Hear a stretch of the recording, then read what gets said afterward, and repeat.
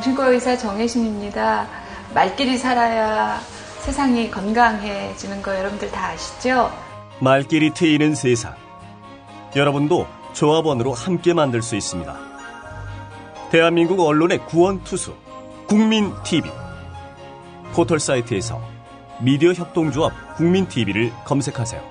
미디어 협동조합 국민TV 같이 함께해요.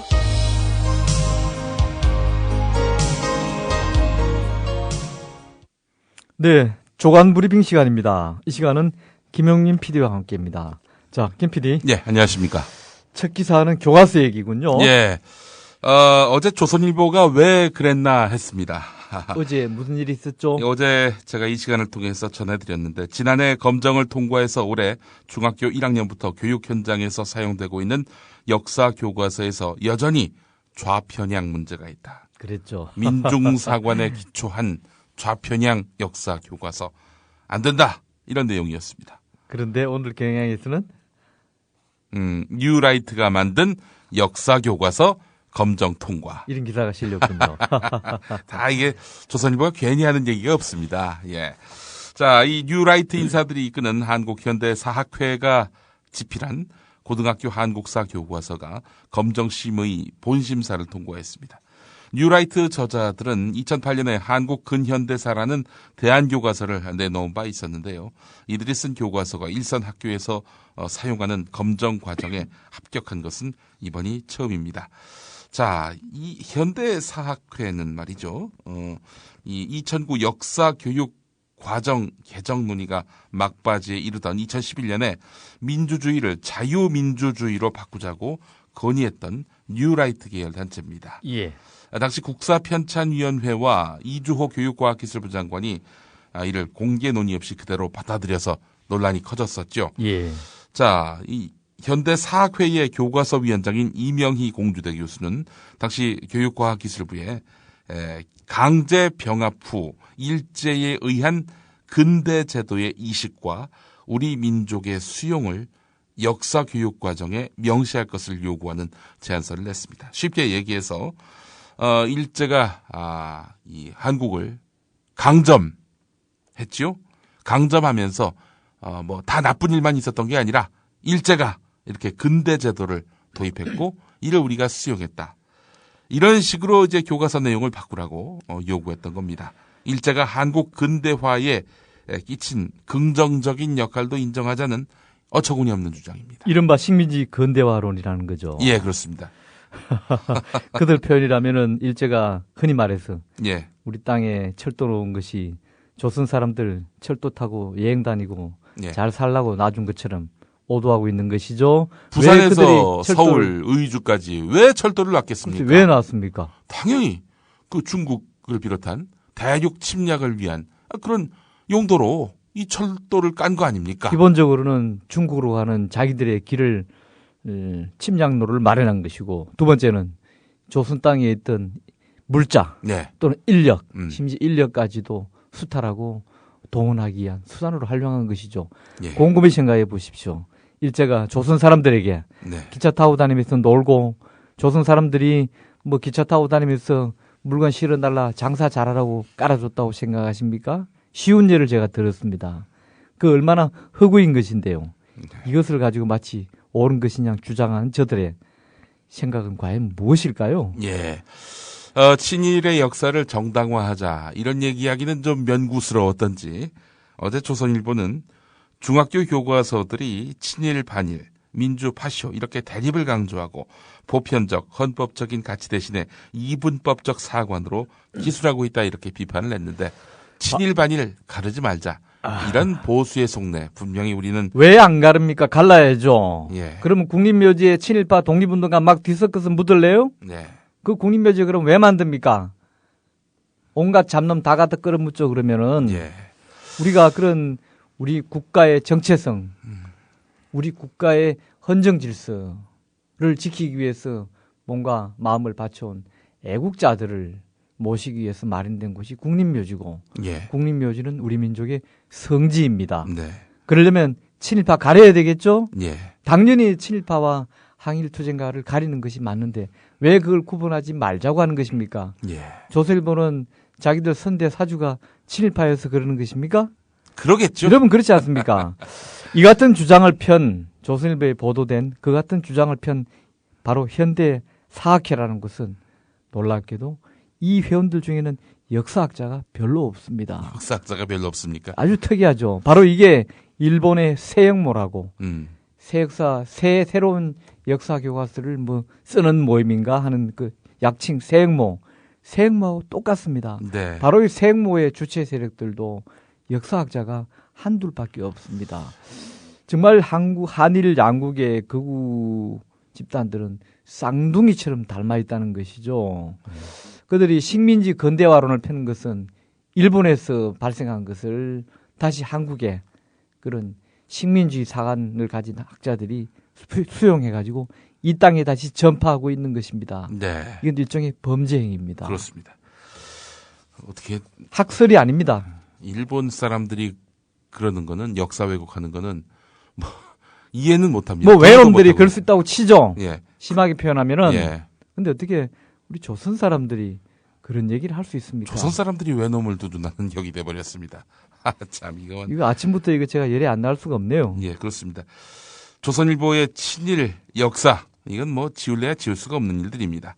다 그 연장선상에서 이 사안을 보지 않을 수가 없음을 이 아침에 또 말씀드릴 수밖에 없습니다. 자, 관련한 이야기가 또 있습니다. 예. 경향신문 1면에 나란히 실린 기사입니다. 일본 집권 자민당이 교과서 출판사 사장들을 불러서 위안부 기술을 문제 삼는 등 압박성 지지를 벌였다고 아사히 신문이 보도한 내용을 경향신문이 다룬 것입니다. 그러니까 지난 3월에 검장을 통과한 교과서 일부가 일본군의 위안부 만행 이런 것들을 강조하는 이런 내용을 실었는데 이것이 바로 보수 정권 아베 신조 정권의 성향에 부합하지 않으니까 출판사 사장들에게 직접적으로 압력을 가한 것입니다. 자, 이게 뭐 보니까 말이죠. 하여튼 일본의 이게 이런 일본 우파와 자민당이 예, 한국으로 치면 거의 새누리당과 예, 비슷한 상황입니다. 지금 예, 우리도 지금 우익 정치권에서 우파 정치권 새누리당이죠. 예, 그래서 뭐 구체적으로 이렇게 했다는 게 뭐 증거가 있다는 것보다도 이런 분위기들이 네, 편성하고 있고요.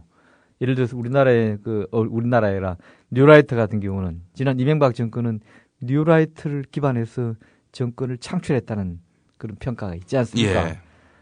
어떻게 한일 양국이 이렇게 똑같은지. 그래도 일본 사람들은 자기네들 그 이익에 맞게 역사를 왜곡하고 또 과거사를 부정하지 않습니까?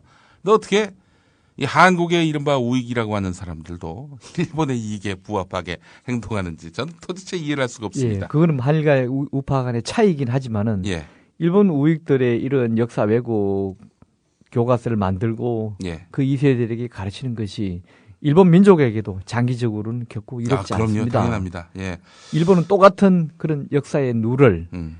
역사의 범죄를 머지않아 어쩌면은 또 지르게 될지도 모릅니다. 저지르게 될지도. 예. 어쨌든 뭐 우리 사회 친일파가 제대로 청산되지 못했기 때문에 일본의 침략 역사를 정당화하려는 이런 자들이 나오는 것이고. 반민특위가 해방 후에 예. 한 1000명만 예. 한 10년씩 감옥에 넣었더라면은 이런 일이 없어질 것입니다. 네. 우리 반민특위는 단 한 명도 처형하지 못했고 특히 한국전쟁이 벌어지면서 감옥에 있던 그 몇 사람마저도 다 풀려나서 우리의 민족 정기 수립은 해방 후에 예. 완전히 수포로 돌아갔고 그 후유증이 이 시간까지 한국 사회에 온존해 있는 것입니다. 예. 자, 다음 소식 넘어가 보겠습니다. 예. 조선일보 1면입니다. 광역시도 17곳 가운데 9곳이 이미 재정 위기를 맞았다는 내용입니다. 지방부채 100조 시대, 나라 살림까지 흔든다는 기획기사인데 이게 정말 심각한 문제긴 합니다. 심각하네요. 전국에 17개 광역 지방자치단체가 있는데 이 가운데 9곳이 급격한 부채 증가로 인해서 사실상 재정 위기 상태에 빠진 것으로 나타났다는 겁니다.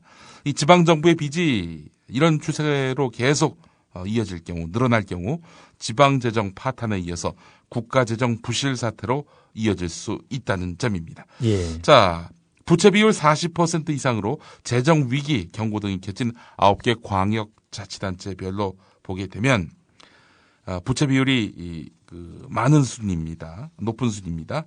인천 부채 비율 82.9%. 예. 총 부채 규모가 12조 9,900억입니다. 세종시가 그 다음인데 71.6%. 여기는 신생 광역 단체이니까 일단 뭐 좀 배제하더라도요. 예. 그 다음이 경기도입니다. 15조 8,278억으로 해서 부채 비율이 71%. 서울이 26조 5,702억 원, 62.5%. 그리고 그 다음이 강원도인데 2조 7,470억, 57.2%입니다. 그 다음은 경남, 충북, 충남, 울산 순입니다. 자, 이야, 엄청나네요. 자, 그런데 이걸 보면 말이죠. 인천, 세종, 경기, 서울, 강원만 놓고 보더라도요. 이게 지금 인천, 서울, 강원은 민주당이 그 지금 광역자치단체장을 두고 있지 않습니까? 그렇습니다. 자, 하지만 송영길, 박원순, 최문순, 시장, 도지사 예. 이분들 책임을 물을 수가 없다는 것이 아는 사람들은 다 압니다.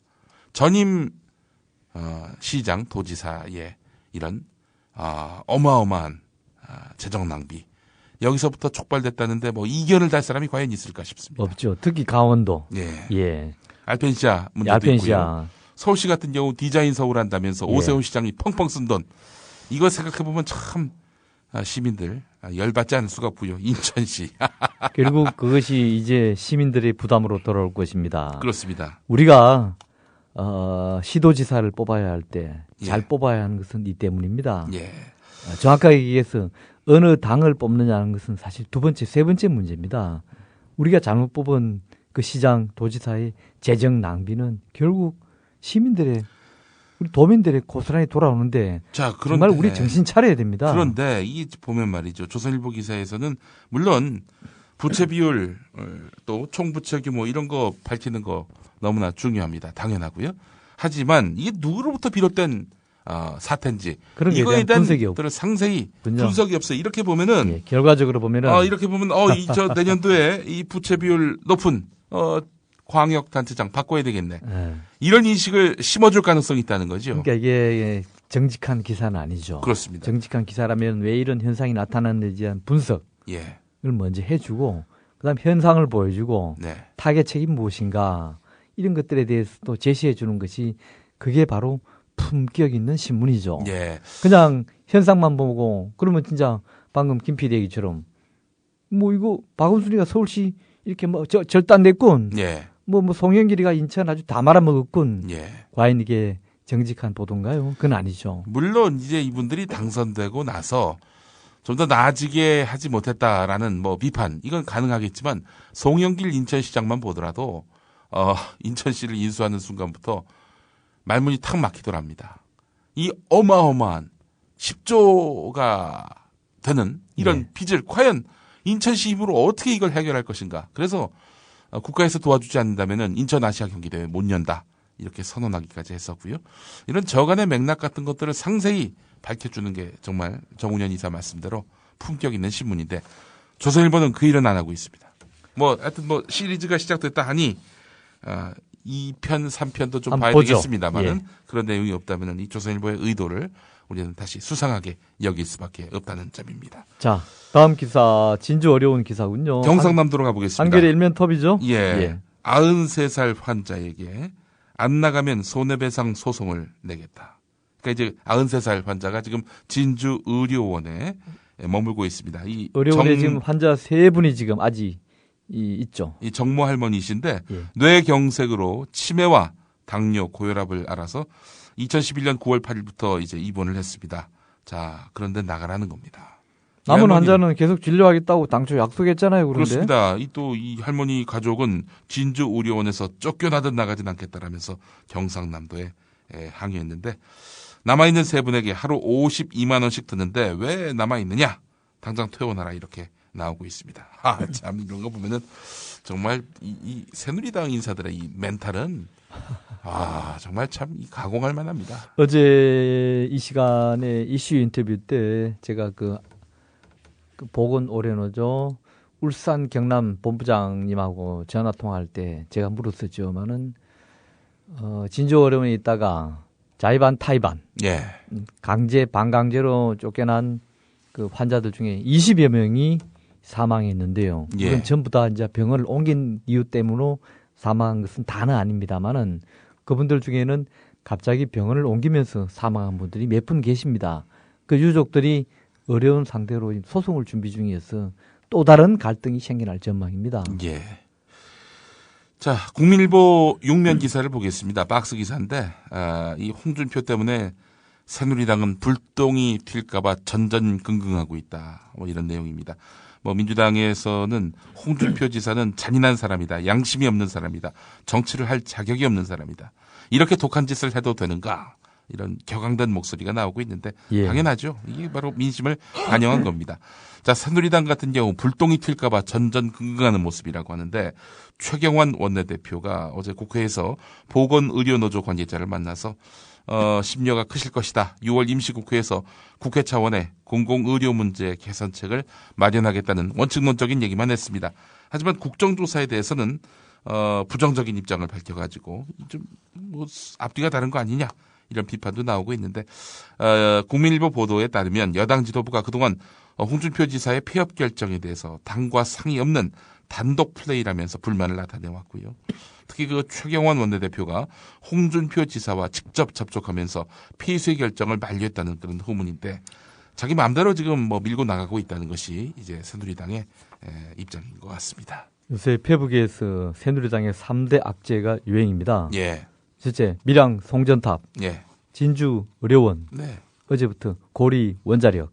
이게 보니까 이게- 공통점이 있군요. 예, 이게 다 지금 경남입니다. 예, 그래서 지금 새누리당 3대 악재라는데 예, 새누리당이 지금 최경환 원내대표 이런 사람들이 전전긍긍하는 게 근거 없는 얘기가 아닙니다. 예, 지금 지방 뉴스 중에서 음. 전국 뉴스화된 것이 바로 밀양 송정탑, 진주 예. 의료원, 고리 원자력. 네, 오늘도 도하신문에서 고리 원자력 문제를 많이 다뤘던데요. 네, 어제 우리도 초대석에 전문가를 모시고 시간을 보냈습니다만은 고민이 크겠습니다. 아무튼. 예. 고민도 크고 과연 홍준표 지사의 역량과 진정성으로 이 문제가 이 민주주의적 방법으로 풀릴 수 있을지 이게 또 의문이고요. 자, 한겨레 6면을 보겠습니다. 예. 노무현을 찍었던 60년대생, 그러니까 40대 중반에서 50대 중반이 되겠죠. 예. 60년대생의 16%가 대선 때 민주당에 등을 돌렸다는 그런 분석 결과를 다뤘습니다. 왜요? 이 97년에는 김대중을 한 10% 이상 더 지지를 했고 이해창보다? 2002년에 그러니까 김대중을 한 10% 더 지지를 한 겁니다. 이 60년대생들이 말이죠. 예. 2002년에는 노무현에 대해서는 뭐 거의 압도적으로 노무현 60.1, 이회창 26.6 이렇게 지지를 했었는데 예. 2012년에는 박근혜 49.3, 문재인 43.8 이렇게 나왔다는 겁니다. 다른 세대보다도 상대적으로 낮은 평가를 내렸다는 건데 예. 경제 불안을 해소할 정책이 필요하다는 것이 이제 이 통계 결과입니다. 이 통계 결과는 누가 만들었냐면은 안철수 의원과 가까운 것으로 알려진 한상진 서울대 명예교수가 이사장으로 있는 중민사회이론연구재단이라고 합니다. 여기서 이제 2013년 의식조사 결과를 발표했다고 하는데 예. 글쎄요. 경제 불안 해소의 대안으로 새누리당을 택했다? 뭐 논리적이진 않는 선택인 것 같습니다. 뭐 참고하죠. 예. 예. 자, 마지막 기사 하나 더 보겠습니다. 이거 마지막은 저 한국일보 기사를 소개해 주세요. 한국일보 기사로 예. 소개할까요? 방송통신위원회가 종편 심사 자료를 공개하라는 법원의 대법원입니다. 판결을, 예. 대법원입니다. 예. 대법원의 판결을 자의적으로 해석해서 자료 공개 수위를 조절할 움직임을 보이고 있습니다. 만약에 그 종편 심사 자료 어떤 회사를 종편 사업자로 선정할 것인지 이것을 심사한 자료거든요. 예. 이걸 다 공개하게 되면은 이거 정권과 이 종편사와의 어떤 유착 관계가 당연히 드러나겠죠. 드러나지 않을까 하는 그런 전망도 나오고 있는 상황인데 이거를 일부만 공개할 그런 움직임을 보이고 있어서 이건 뭔가 그 꼼수가 있는 거 아니냐. 9월에 이제 종편들이 재심사를 받습니다. 예. 재심사에서 탈락을 하면은 바로 방송사업 접어야 합니다. 엊그제 대법원에서 3심까지 가가지고 대법원에서 최종 판결을 하면서 예, 신상 자료를 제외한 예, 모든 자료를 공개하라. 네, 법원이 판결을 했습니다. 아니, 그런데 명시적으로 한 예. 건데. 그런데 방통위 이 사람들이 자기들이 대법원의 판결을 자의적으로 해석해가지고 이건 되고 저건 안 되고 이거 벌써 뭔가 구린내가 난다는 하나의 반증입니다.